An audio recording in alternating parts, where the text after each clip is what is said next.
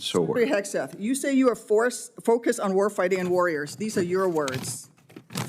Yet you are diverting untold DoD resources and attention to a fundamentally non-military mission of domestic policing. Across the country, we have qualified police officers who are trained for that mission. They know those streets better than the Marines you deploy to Los Angeles, who normally focus on the Indo-Pacific. You're pulling the military away from facing foreign enemies who literally say things like death to America. And you're putting troops with weapons aimed at Americans. Mr. Secretary, let the military get back to its real job. Stop forcing them to do DHSs. And if you want to be DHS Secretary, maybe you can apply for that job when you're fired from this one due to your incompetence. Ladies and gentlemen, welcome back to America First, the channel that puts our nation's interests above all else. If this is your first time here, make sure to hit that like button and subscribe to stay informed on what's really happening in Washington. And if you want to support real patriotic content, head over to patreon.com/AmericaFirst, where you can back this channel for as low as $5 a month. Every dollar helps us keep bringing you the truth they don't want you to hear. Today, we're breaking down some explosive footage from a recent congressional hearing where Senator Tammy Duckworth absolutely went after our Secretary of Defense. Now, folks, I've got to tell you, watching this was both infuriating and eye-opening, and I'm going to give you my honest take on what we just witnessed. Senator Duckworth. Thank you, Mr. Chairman. In response to my colleague from Oklahoma, I believe the Secretary of Defense has just responded last week and admitted that the $1 billion mission that he led against the Houthis, who do not have a Navy, has not restored the transit of U.S. flag commercial vessels through the Red Sea, and in fact has resulted in the loss of 2 F-18 Hornets to the tune of $60 million apiece, as well as, I believe the last count was 7 Reaper drones to the tune of another $200 million. You are blowing through money like my fellow cadets and I did in our first Liberty after basic camp. Luckily, I didn't end up with a questionable tattoo. Your failures, Mr. Secretary, since you've taken office has been staggering. You sent classified operational information over Signal to chest thump in front of your wife, who, by the way, has no security clearance, risking service member lives in the process. You blew the $1 billion fight against the Houthis, whom, again, as my colleague says, has no Navy, and yet you lost all of those aircraft. You've created such a hostile command environment that no one wants to serve as your chief of staff or work with you in other senior DoD leadership roles. But what we should all be talking about more than all of this is that you have an unjustified, un-American misuse of the military in American cities, pulling resources and attention away from core missions to the detriment of the country, the war fighters, and yes, the war fighting that you claim to love. I don't know if this is because you are too inexperienced and incompetent to understand the real threats facing our country, or if it's because you are just an unqualified yes man who can't tell the president how to keep Americans safe. You are focusing on renaming basis for Confederate generals. You said just now to Senator King that to a man and to a woman, we would rather be associated with the old Confederate names. Well, I am one of those women. I served at Fort Rucker, Alabama, a base that was named for a traitor who took arms against the United States of America, led troops who killed Americans. It was renamed for Mike Novosel, a Medal of Honor recipient, who in his citation for the Medal of Honor includes that he saved 29 American lives, to include hovering backwards in a helicopter towards an enemy bunker where a wounded American was laying and saved that person, including after being taken fire himself. I know a little something about what it takes to fly a helicopter when you've been hit by enemy fire. That was heroic. I'd rather be associated with Mike Novosel than a failed Confederate traitor. I don't know whether you are inexperienced or too incompetent, but I wonder when you will actually focus on our nation's warfighting mission. We know that California is just a deliberate, systematic, political, and dangerous campaign led by you. We should not be using our military to play cops against Americans. General Kane, as chairman, a key part of your job is to coordinate military planning across the joint force. Is the department currently incorporating into any military plans expanding the use of the reserve forces to include the National Guard or active duty troops to support domestic law enforcement, including in other locations in the United States? Senator, you know, we carefully. No, General. Well, it's not really a yes or no question, Madam Senator. We plan all kinds of different things. I think it is I'm a yes not or no aware of question. I'm not aware of anything, but the reason why I'm answering is the tags may be looking at something that I'm not aware of. What are you doing at your level? You're not aware of that happening at your level? Because we know that on his first day, President Trump directed U.S. Northern Command to revise its unified command plan to add new planning requirements to combat, and I quote, criminal activities.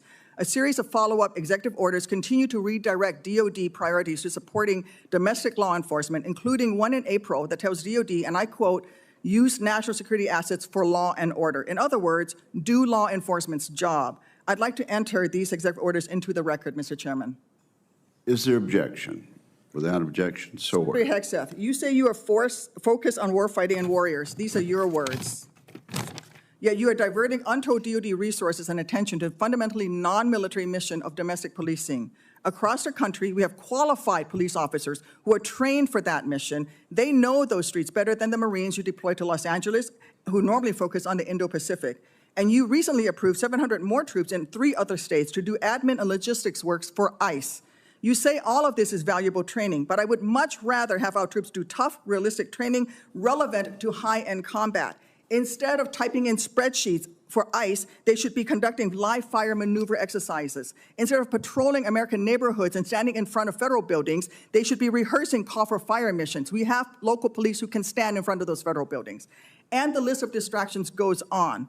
You are encouraging the DOD workforce to go work for DHS in increasing numbers. You're pulling the military away from facing foreign enemies who literally say things like death to America. And you're putting troops with weapons aimed at Americans. Mr. Secretary, let the military get back to its real job. Stop forcing them to do DHSs. And if you want to be DHS Secretary, maybe you can apply for that job when you're fired from this one due to your incompetence. Let me start by saying this. Senator Duckworth served our country, and I respect her military service. But what we're seeing in this hearing is exactly what's wrong with the establishment's approach to our military and national defense. She's criticizing the Secretary of Defense for what she calls failed operations against the Houthis, and honestly, she raises some valid tactical concerns about the cost and effectiveness of these missions. Here's where I agree with the senator. We absolutely should be questioning why we're spending over $1 billion on operations that aren't achieving their stated objectives. The loss of 2 F-18 Hornets at $60 million each, plus 7 Reaper drones worth another $200 million, is a massive waste of taxpayer money. As conservatives, we should demand accountability for every dollar spent on defense, especially when the results don't match the investment. But here's where things get complicated, and this is what really gets me fired up. The senator is attacking the use of military forces for domestic operations, specifically calling out the deployment of troops to support border security and immigration enforcement. Now, folks, this is where I fundamentally disagree with her position. Our military's primary job is absolutely to defend America and American interests.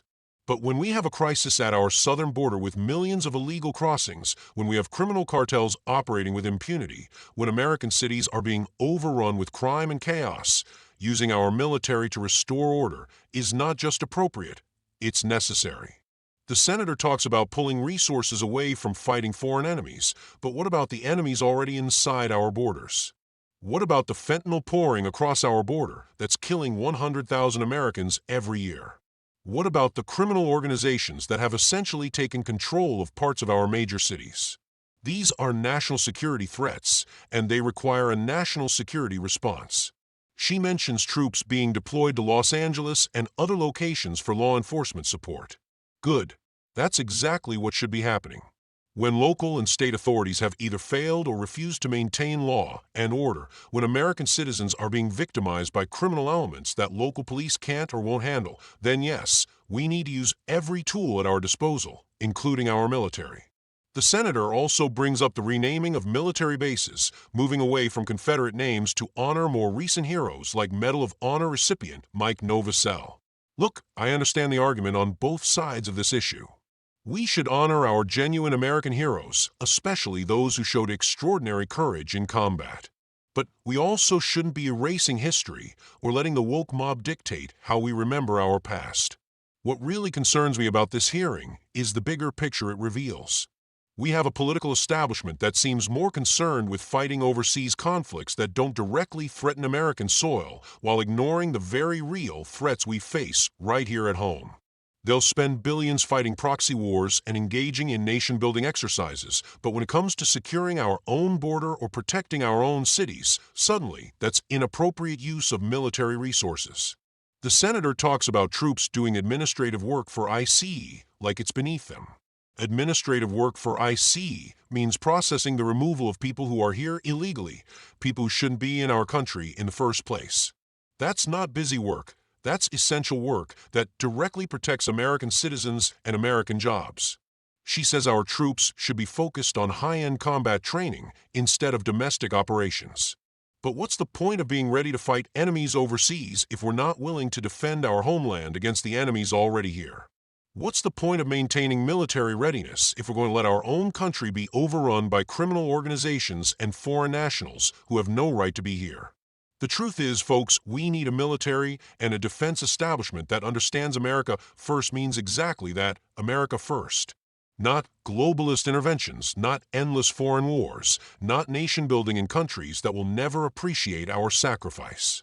We need leaders who understand that our military's primary obligation is to the American people, whether that means defending us from foreign invasion or restoring order when our own institutions fail. This hearing shows us exactly why we need strong leadership that isn't afraid to use American power to protect American interests, both abroad and at home. We need leaders who understand that securing our border is just as important as any overseas mission, that protecting American cities from criminal organizations is just as vital as any foreign military engagement. The establishment wants to keep us focused on distant threats while ignoring the clear and present dangers we face right here. They want our military scattered across the globe, fighting other people's battles, while our own country faces invasion through our southern border and chaos in our major cities. That's not America first, patriots. That's America last. What do you think about this hearing? Do you agree that our military should be focused exclusively on foreign threats, or do you believe they have a role in defending our homeland from domestic threats as well? Let me know in the comments below, and don't forget to like this video and subscribe to America First for more honest analysis of what's really happening in Washington. And remember, if you want to support independent patriotic media, head over to patreon.com/AmericaFirst and become a supporter for just $5 a month. We're fighting to bring you the truth, but we can't do it without patriots like you. Until next time, keep fighting for America first.